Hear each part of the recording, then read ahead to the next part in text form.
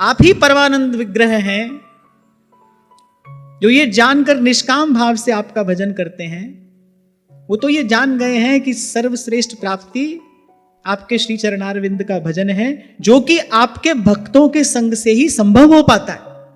वो ध्यान से सुनना, ध्रुव जी कह रहे हैं सबसे उत्तम प्राप्ति आपके श्री चरणों का भजन है, लेकिन वो आपके श्री चरणों का भजन होता कब है? जब आपके प्यारे भक्तों का संग प्राप्त होता है। भक्त के बिना भक्ति नहीं करा सकता है कोई। ये बात तो हम नित्य प्रति स्मरण करें, सदा करते रहें। ये जो थोड़ा बहुत भजन सेवा हम कर रहे हैं, कर नहीं रहे हैं भाई, कोई हमसे करा रहा है। किसी का बल है, किसी की शक्ति है, कोई हमसे करा रहा है।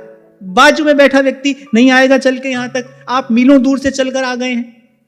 निकट बैठा व्यक्ति वो इस ओर आकर देखेगा भी नहीं, आप जाने कहां कहां से चलकर आए हैं, घंटों पहले यहां पर आकर बैठते हैं।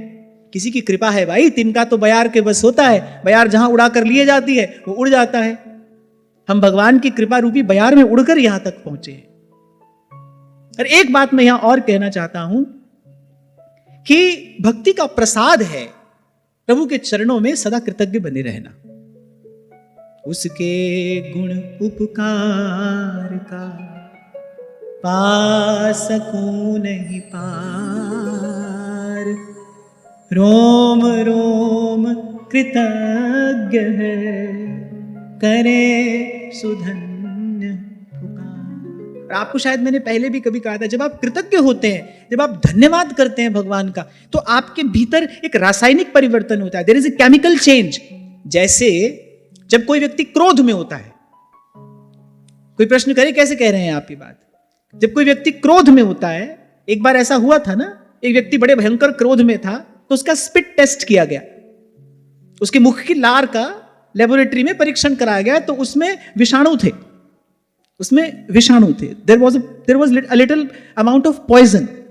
आप देखो, क्रोध के कारण अगर शरीर में विष उतर सकता है, तो जब आप भगवान के प्रति कृतज्ञ होते हैं, तब आपके भीतर अमृतत्व का संचार होता है। आपको शायद मैंने एक उदाहरण भी दिया था, जापान का एक गांव है, वहां के सब लोग 100 से अधिक अवस्था के हैं और सब लोग स्वस्थ हैं, अपना कार्य स्वयं करते हैं। 100 से अधिक अवस्था होना यह कोई बहुत बड़ी उपलब्धि नहीं है, पर 100 से अधिक अवस्था में भी वो स्वस्थ हैं, इसको तो उपलब्धि मानना पड़ेगा। तो एक राइटर वो उस गांव में गया और उसने सब लोगों से अलग अलग समय में अलग अलग प्रकार से उनके स्वास्थ्य का और उनकी प्रसन्नता का, वो शरीर से स्वस्थ हैं और मन से प्रसन्न हैं, तो उनके स्वास्थ्य का और मन की प्रसन्नता का कारण पूछा। सबने एक उत्तर दिया, there was a common answer, एक उत्तर दिया, gratitude. We all are thankful. हम सदा धन्यवाद करते हैं ईश्वर का, उसने हमें बहुत दिया है। हम सदा ईश्वर के धन्यवाद के भाव में रहते हैं। ये बहुत बड़ी बात है, ये बहुत बड़ी बात है। ये आपके भीतर, मैं फिर कह रहा हूं, ये आपके भीतर एक रासायनिक परिवर्तन करता है, आपके रोम रोम में घुल जाता है कुछ। जब आप सच्चे हृदय से झुककर, मस्तक झुकाकर, हाथ जोड़कर जब आप प्रभु का धन्यवाद करते हैं, मेहरबान मेहरबान साहिब मेरा मेहरबान। आपसे कहा था मैंने कभी, इस शरीर के लिए आप घर बनाते हो, दुनिया भर से सुंदर सुंदर चीजें मंगाकर फिर उस घर को सजाते हो, संवारते हो। प्राय करके लोगों का अनुभव यही सुना है मैंने कि वो सब कुछ कर लेने के बाद भी मन को प्रसन्नता मिलती नहीं। व्यक्ति लगा रहता है इसमें। अच्छा, व्यक्ति करे भी क्या? जिसकी बुद्धि अभी स्थूल है, जिसकी चेतना अभी स्थूल धरातल पर खड़ी है, वो इन चीजों में हाथ पांव मारने के सिवा और करेगा भी क्या? जो बहिर्मुख व्यक्ति है, जिसकी पहुंच केवल बाहर तक है, जो केवल बाहर ही दौड़ना जानता है, जिसको अभी भीतर का मार्ग ही नहीं मिला, जो ये जानता ही नहीं कि अंतर्मुख होना होता क्या है, जिसको भी ये कानों कान खबर भी नहीं है कि सितारों से आगे जहां और भी हैं, वो बेचारा करेगा भी क्या? वो इन्हीं जड़ वस्तुओं में ही अपने हाथ पैर मारेगा, वो इन्हीं को प्राप्त करने का प्रयास करेगा। तो ये देखा कि व्यक्ति घर बनाता है, फिर उसको सजाता है, फिर सब सुख सुविधा का सामान उसमें जुटाता है। एक बार ऐसे लोगों से जाकर पूछो, सुखी हो, प्रसन्न हो?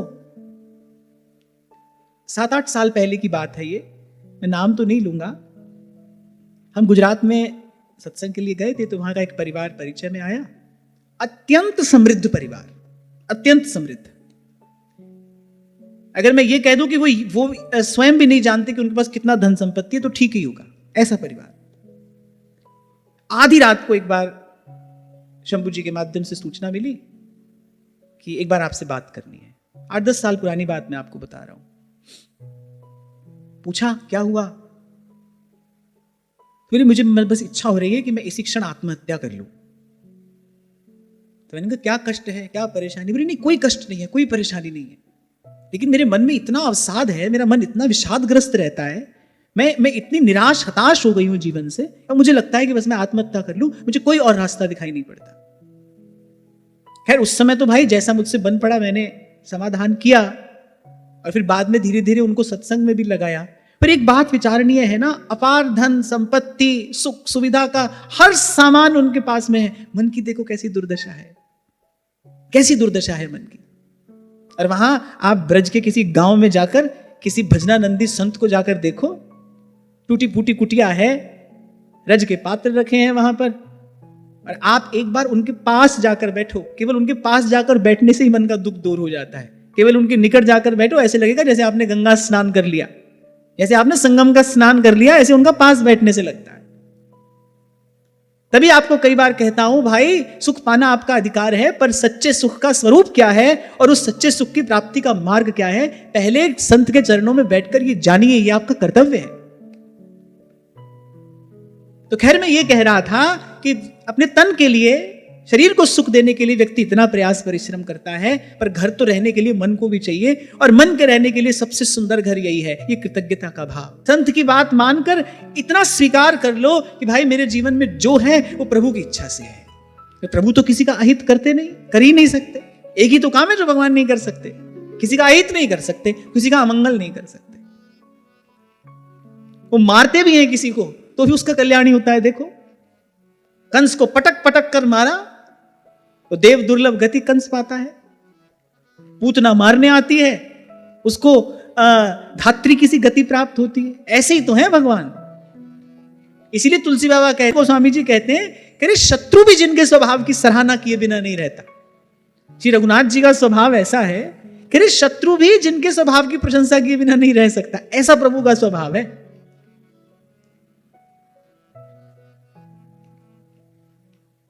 तो अमंगल अहित तो वो किसी का कर ही नहीं सकते। इस क्षण आप मान लो, इस विचार में आपकी श्रद्धा हो जाए, इस मान्यता में आपका विश्वास दृढ़ हो जाए कि भाई मेरे जीवन में जो है प्रभु की इच्छा से है। देखो दो ही बात है, या तो अपनी दृष्टि प्रारब्ध पर रखो, प्रारब्ध पर रखोगे तो दुखी होना पड़ेगा, या अपनी दृष्टि भगवान पर रखो कि भाई मेरे जीवन में जो है वो भगवान की इच्छा है, भगवान की कृपा है। परिणाम आपको आपकी मान्यता का ही मिलेगा। भगवान तो है ही, अस्तित्व तो उसका सभी के लिए है, लेकिन उसके अस्तित्व का लाभ किसको होता है? जो उसको मानता है। मान्यता से ही तो लाभ है ना। तो इसीलिए आप मान लो, बात तो दो ही है, या तो आप अपने जीवन में कर्म का फल भोग रहे हो, या आपको जीवन में जो मिल रहा है वो भगवान की कृपा से मिल रहा है, भगवान की इच्छा से मिल रहा है। दो ही तो बात है। किसी ना किसी में तो आपको अपनी मान्यता रखनी पड़ेगी ना। उसमें रखोगे तो कष्ट है। जैसे रेत में खाण मिल जाए,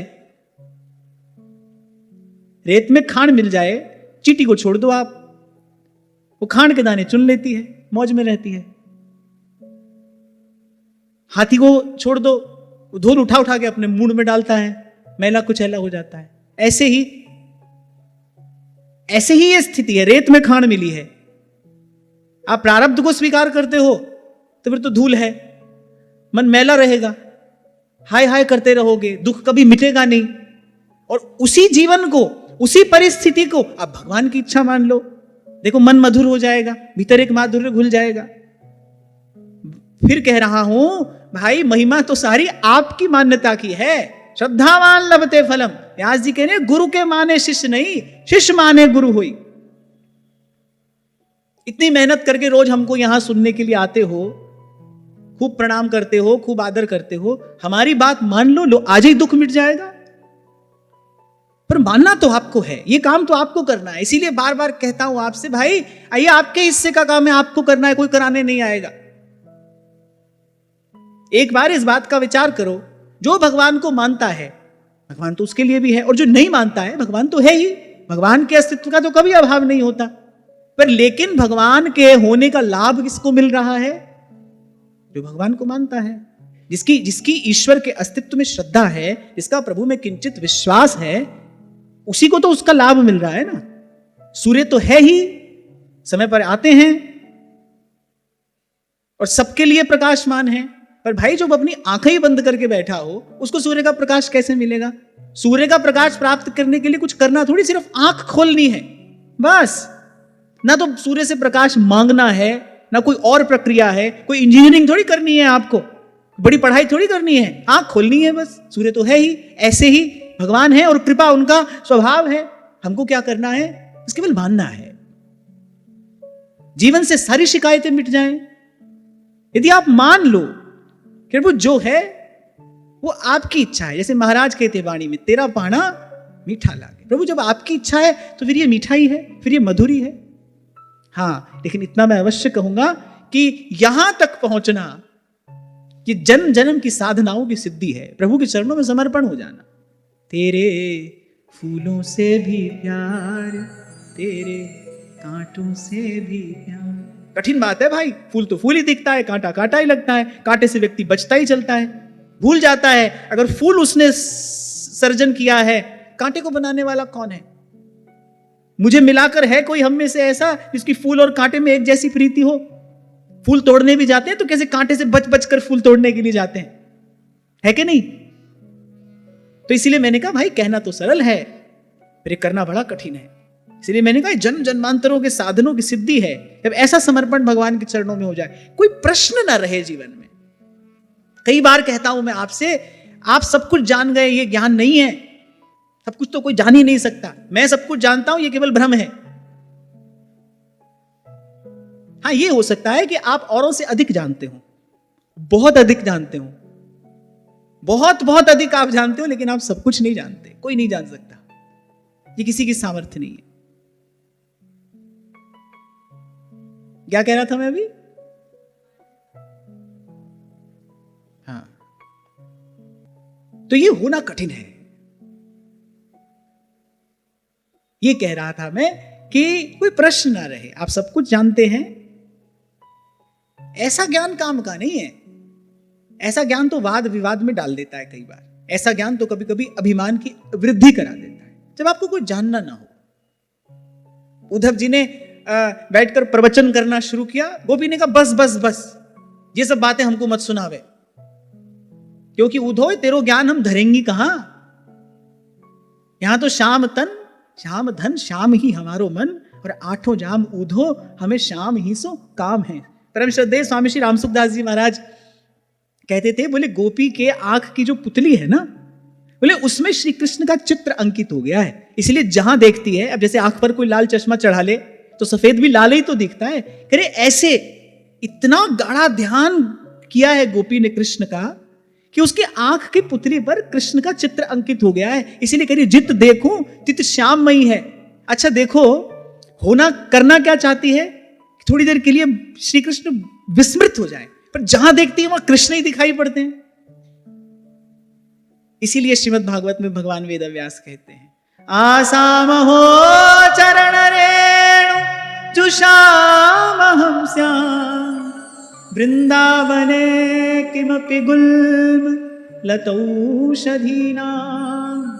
शिव विधि उद्धव सबन के, ये आशा रहे चित्त, गुल्म लता हुए सिर धरे वृंदावन रज नित्य। इन गोपियों की चरण धूलि हमको प्राप्त हो जाए। इनकी जैसी प्रीति करे अदृष्ट है, अश्रुत है, अभूतपूर्व है। न कभी ऐसा देखा गया न सुना गया, ऐसा प्रेम श्याम सुंदर से। तभी नारद जी दोनों हाथ जोड़ के कहते, भाई भक्त ऐसा होता है, यथा व्रज गोपिका नाम। गोपियों ने कहा कि ये सब बात हमको मत बता, ये रखने की हमारे पास ठौर ही नहीं है, यहां रोम रोम श्याम है। और ले जाता है प्रेम एक ऐसी स्थिति में जहां प्रेमास्पद की भी आवश्यकता नहीं रहती। देखो, भगवान का दर्शन वो तो सदा रहने वाला नहीं है। भगवान आएंगे तो वो जाएंगे भी। इसीलिए भक्त की श्रद्धा, इसीलिए भक्त की प्यास किसकी है? भगवत प्रीति की है। प्रेम हो भगवान से, प्रेम हो फिर जित देखूं तित श्याममयी है। प्रेम का कभी अभाव नहीं हो। इसलिए प्राप्तव्य वस्तु क्या है? वो निष्काम प्रेम है, वो अखंड प्रीति है, वो निश्चल प्रीति, जिसका कभी अभाव ना हो, जो कभी खंडित ना हो, जिसकी धारा अविच्छिन्न हो। वो हो फिर जहां देखो, जिधर देखता हूं उधर तू ही तू है। स्वामी रामतीर्थ कहते हैं कि जिधर देखता हूं उधर तू ही तू है।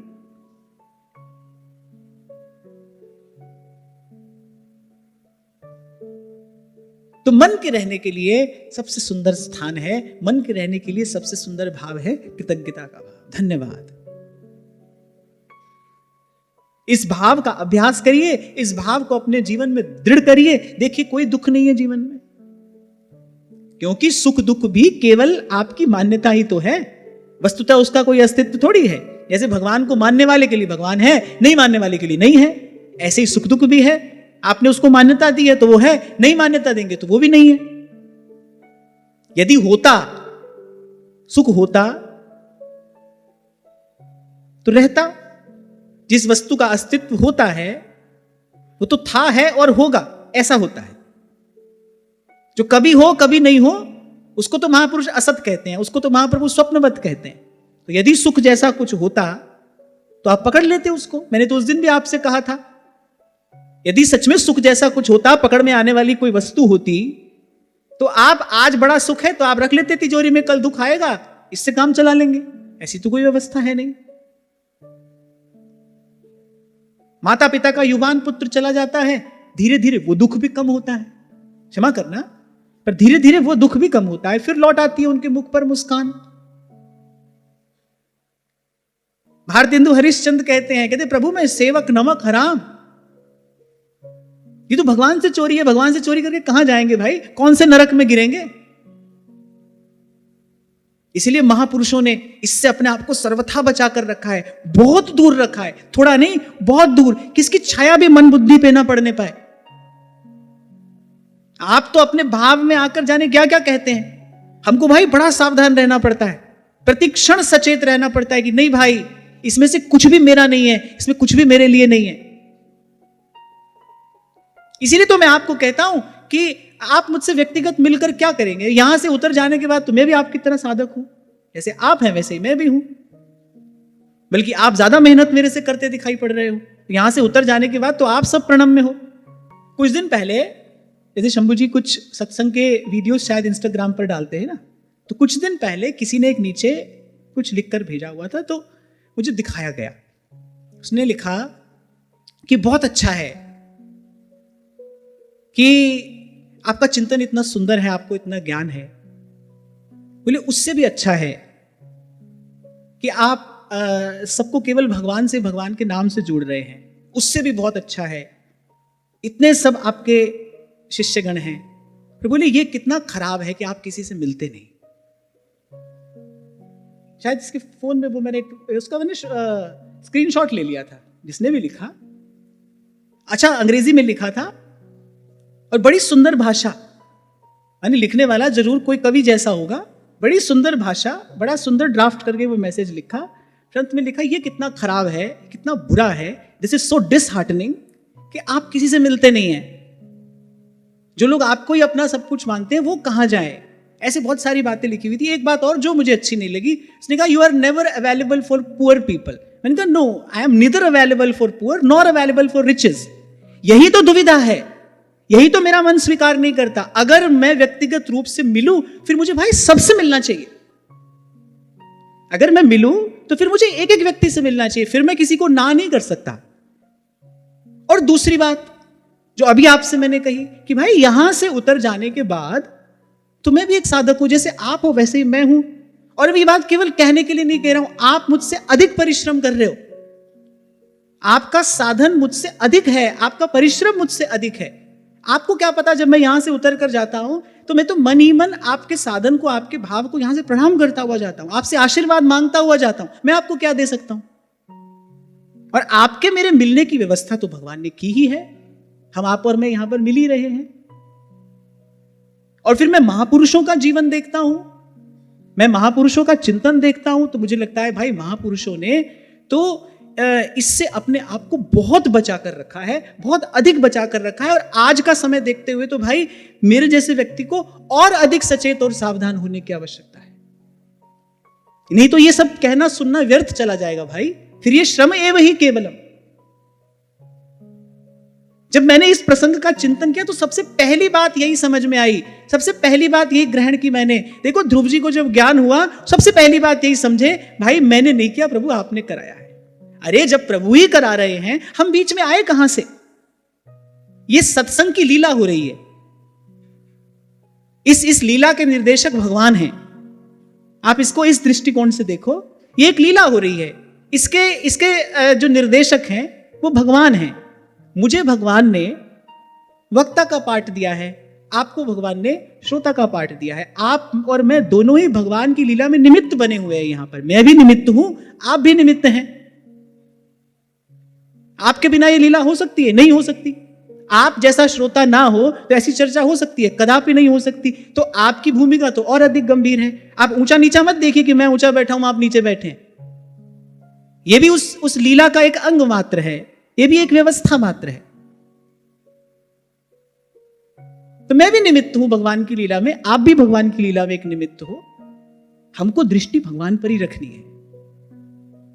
कहीं भी कोई छिद्र ना होने पाए, कितना भी सुदृढ़ जहाज क्यों ना हो भाई, दरार पड़ने पर तो उसका डूबना निश्चित है। कितना भी मजबूत जहाज क्यों ना हो, थोड़ी सी दरार उसमें पड़ी तो वो देर सबेर डूबेगा। और ये जो सब है, इसमें बस लोक मान्यता की जो स्वीकृति है, यही छिद्र है, यही दरार है। और मैं बालक हूं, लेकिन फिर भी गुरुजनों की कृपा से जो अनुभव प्राप्त हुआ उसको आधार मानकर मैं कह रहा हूं, कोई कितना भी सिद्ध क्यों ना हो जाए भाई, उसको इस छिद्र से बचना ही पड़ता है और बचे रहना चाहिए। यह छिद्र होने के बाद मैंने कहा डूबना तय है, निश्चित। इससे सुगम कोई और मार्ग भी नहीं है भगवान तक पहुंचने का। सत्संग से सुगम कोई और रास्ता नहीं है। मैंने कल भी आपसे कहा था, मन के सब अभाव दूर करने वाला सत्संग है। जो भी अनुचित है, अवांछित है, वो सब सत्संग की कृपा से धीरे धीरे दूर हो जाता है। सबसे सुगम मार्ग भी यही है, लेकिन सबसे अधिक सावधानी भी इसी मार्ग पर रखनी अपेक्षित है। क्योंकि भाई क्या होता है ना, जो भोला भाला भावुक हृदय होता है, उसको आप में कुछ विशेष दिखाई पड़ा, उसको आप में कुछ साधारण से अधिक दिखाई पड़ा, वो कहेगा आप ही भगवान है, हमारे भगवान तो आप ही हैं। और भाई 100 बार एक झूठ सुन लो तो उसमें सच की प्रतीति होने लगती है। आपकी किसी में कितनी भी निष्ठा क्यों ना हो, आप किसी पर मान लो बहुत विश्वास करते हो, 100 बार अगर कोई व्यक्ति उसके चरित्र के विषय में आपको कुछ अनुचित कहेगा ना, आपकी बुद्धि में संशय का बीज पड़ जाएगा। आपके मन में बीज पड़ जाएगा। आप सोचने लगोगे ऐसा हो तो नहीं सकता, कहीं ऐसा होता ही हो बस। और वहां गीता में भगवान कहते हैं संशय आत्मा विनश्यति। गरुड़ जी को संशय ही तो हुआ थोड़ा सा, क्या ये भगवान है? केवल इतना संशय हुआ। वो ये नहीं कह रहे हैं कि भगवान नहीं है, कोई निर्णय नहीं दिया उन्होंने, केवल थोड़ा संशय हुआ, क्या ये भगवान है, क्या ये भगवान हो सकते हैं? बस वो हृदय का सब आनंद कहीं चला गया।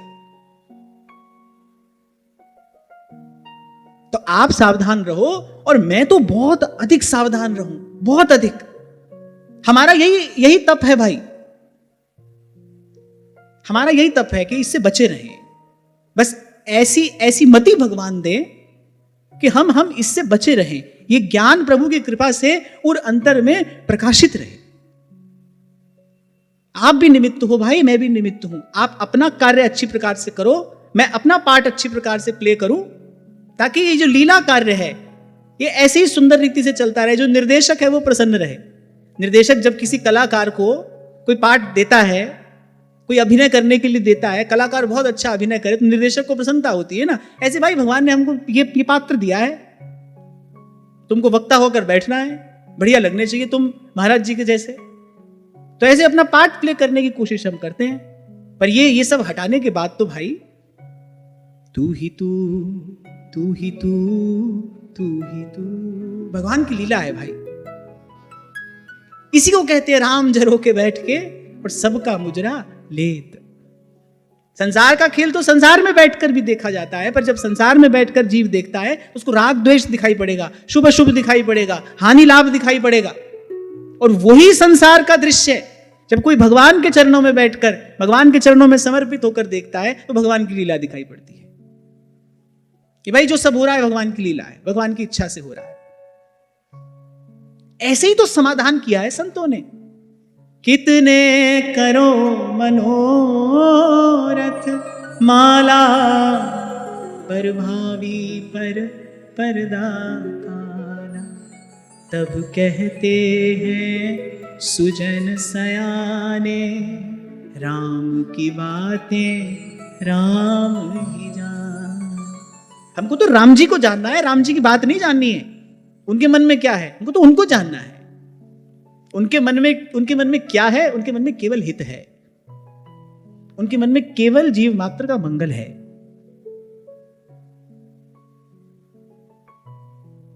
और भाई ये भगवान की लीला है, ये भगवान का पसारा है, इसके स्वामी भगवान हैं। हम क्यों इसकी चिंता कर रहे हैं भाई?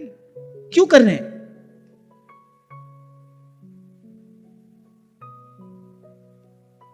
अब एक कोई भिक्षुक कहे भाई मुझे दान करना है, अब करना है तो भाई पहले कमाओ, इसकी चिंता करनी है तो पहले समर्थ बनो। बन सकता है कोई नहीं बन सकता है। 2 दिन पहले भी मैंने आपसे कहा था इसको तो यथावत छोड़ देना पड़ेगा। ऐसे आज एक माता ने पूछा, भोली भाली ब्रजवासन मैया लग रही है, बोली महाराज जी आपके हाथ जोड़ूं, मेरा नाम तो लीजो मत। सबसे पहली लाइन यही लिखी है, बोली महाराज जी मैं आपके हाथ जोड़ूं, मेरा नाम तो आप लीजो मत, पर मैया तेरे दर्शन करने को मन तो मेरे कर रहा है। बोली मैं अपने पति के पैसा चुरा के सेवा करूं, मुझे पाप लगेगा? तभी मैंने कहा भाई देखो कितनी भोली भाली मैया है, चल मैया तू जहां भी है मैं तो प्रणाम तो कर दूं, मुझे आशीर्वाद तो तू दे ही दई हो। अब मैया तेने पूछो कि मैं पति के पैसा चुरा के सेवा करूं तो पाप लगेगा? हाँ मैया, चोरी को पाप भी लगेगा, सेवा को प्रसाद भी मिलेगा, दोनों ही बात होंगी। और अब तेने पूछो है तो मैया मैं तो बता दूं, ऐसो मत कियो कर, पति के पैसा चुराए के सेवा मत करे, पति से खर्चा मांग और वह खर्चा में से सेवा कर, थोड़ी कर। ठाकुर जी को 100,000 ना चाहिए मैया, एक ही बहुत है, पर पति से पहले खर्चा मांग ले और वह खर्चा में से कछु ठाकुर जी की सेवा कर। अब नीचे ये लिखा है, और महाराज जी मैं बताऊं भी किसी को ना, गुप्त दान करूं। एक और बात बता दूं भैया, हम सोचें कि गुप्त दान वो होवे जहां में देवे वारे को पता ना चले, पर मैया गुप्त दान वो होवे जहां में ना देवे वारे को पता है ना लेवे वारे को पता है। हम प्राय करके यही समझते हैं गुप्त दान होता है हमने दिया, हमारा नाम प्रकाशित ना हो, लेकिन हमको ये तो पता होता है ना कौन ले रहा है। लोग गौशाला की पर्ची कटाते हैं, क्या लिख के? बोले गुप्त दान लिख दो, लेकिन आपको पता है ना आपने गौशाला को दिया है। पर गुप्त दान वो होता है जिसमें ना देने वाले का पता हो और ना लेने वाले का। किसने लिया है ये देने वाला ये ना जानता हो कि किसने लिया है, उसको गुप्त दान कहते हैं। तो भैया आज के पीछे चोरी मत करियो, पति से मांग ले पैसा, पर 1-2 रुपया जो तो बन पड़े, 10-100 जो तो 2 में बन पड़े तेरे खर्चा में थे ठाकुर जी की सेवा कर। अब तेने पूछो पाप लगेगो, तो चोरी करेगी तो पाप लगेगो। हाँ सेवा को प्रसादों मिलेगो, पर वो पीछे मिलेगो, क्योंकि पहले तेने चोरी करी है तो पहले चोरी को पाप लगेगो। और यह सब झगड़ा में मत पड़े, भाव से ठाकुर जी की सेवा कर, और ठाकुर जी सच्चो है, तू भी सच्ची होए कि ठाकुर जी की सेवा कर। ठीक है भैया? तो भाई भगवान की लीला है, बस यही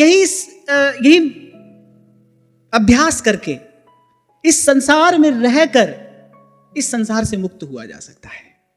राग द्वेष से मुक्त होने का केवल एक यही उपाय है।